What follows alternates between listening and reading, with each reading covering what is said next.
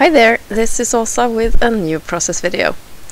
Today's video and today's layout is a bit of an experiment, and I started off with just an ordinary pattern paper that I didn't like, and then I used a gesso to paint it white. I think I used at least one layer, and then I took out some thread that's used for rug looms, and I just kind of looped it all around the page and got it to stick to the wet gesso, so that it kept its shape. And when it had dried, I painted it over with yet another layer of gesso.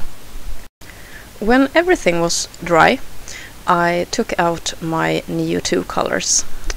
It's in crayon form, and I chose a couple of them that I liked, kind of from all the parts of the rainbow, and then I painted the thread in just a couple of centimeters in each color, and then I repeated when the thread was done, so that I got a fully painted or colored thread.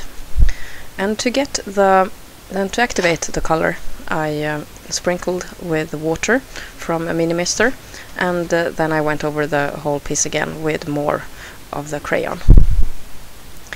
I wanted to, this whole layout is an experiment, and I wanted to try to give the layout some more texture, and I have previously been working with paper that I've glued down with gesso and put layer on layer, and I wanted to know if thread was an option for this technique as well. So I pretty much went with an experiment, and it later turned out to be a layout. So that's probably why the first step of this process isn't on tape. I made it by the crafting table, where I don't have the possibility to film.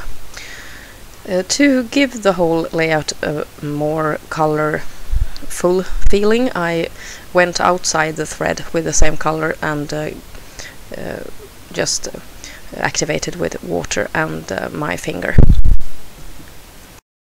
I really learn a lot from making these kind of experiments, and from this especially I learned a lot about color again, and the idea I have often come out not as I had planned, or the idea doesn't work as I had planned it.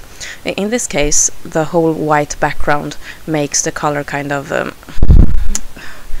strange, and since I am mixing the colors just randomly, they turn up mixed.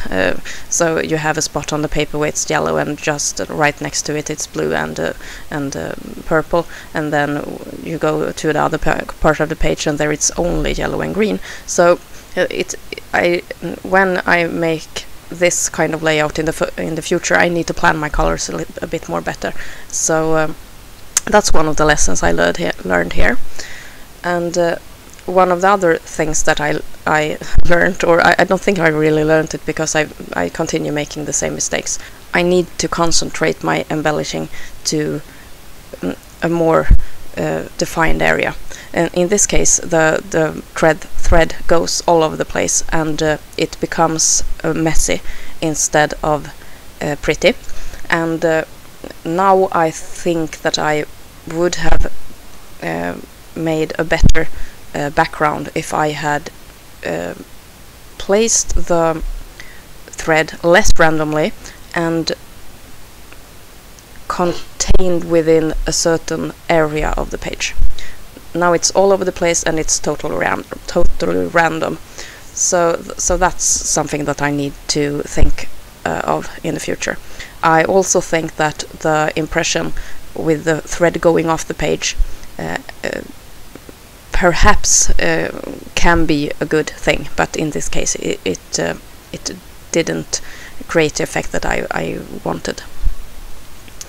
But if you don't do experiment and make the test runs with the new techniques, you never learn. So I think that from looking at this page I can learn a lot, and perhaps I can use thread and gesso in the future and do completely different.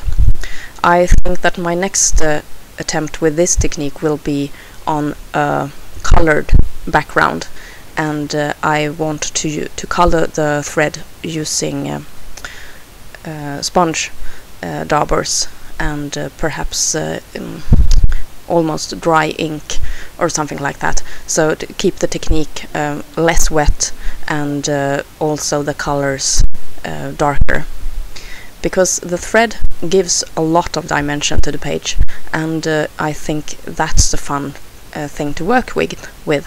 It gives the project a lot of depth and also some what shall I say, both movement and dimension. So it's something that I will try to do again, but not in this way. It's fun to try.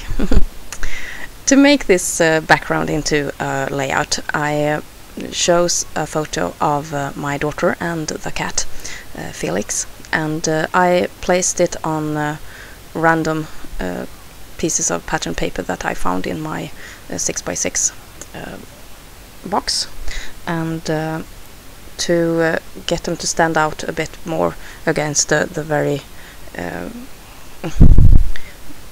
messy background, I drew a black line all across, all around all the pattern papers, so they are outlined individually. And the background has just too much dimension to be able to adhere the photo block with my ordinary adhesive, so I brought out the hot glue gun so that the whole thing sticks together. The title for this page will be New Friendship Strings. It's a Swedish expression called vänskapsband, and I write in Swedish with letter stickers from Simple Stories that I had in my stash. I recently pulled out all the sticker sheets from Simple Stories, and I realized that I hadn't been using them a lot, so I just cut the alphas away from the embellishments and put them in my box of letter stickers so that I can use them. And I needed to be a little bit creative there with the K, and perhaps I didn't do very well, but it looks like a K. and it is used up. For the new word in the title, I will be using another font, and here you see that I color some dots onto the A that that weren't the same font as the other letters. So I just improvised with my white pen. That white pen is a really good pen, and it gives a lot of possibilities when you're making other letters from the ones that you have. This old sticker sheet, I didn't even remember where it came from, but I had a couple of brown letters that I could use for this layout. I think it was an M or a W that got turned into an N there. And some hot glue. Hot glue is really such a wonderful piece of adhesive that I am so happy to have in my stash, because it gives lots of opportunities that you can't have with the ordinary glue. I was kind of disappointed with the background at this point, so I went over the the loops in the thread with some pen, and I wrote words that has to do with the new kitten, because in this photo he is just a couple of days old in our care, about 10 weeks old, and these words I placed them where I had added the color, and also where I thought they added the most detail to the page. So just random words about the cat and him being a new family member of ours. Here is the photo of the finished layout. It looks a bit playful, and I always think that thread and yarn goes very well with cats, so it's a page in my album. Thank you so much for watching. I hope that I'll see you soon here in my channel. Take care. This is Åsa. Bye.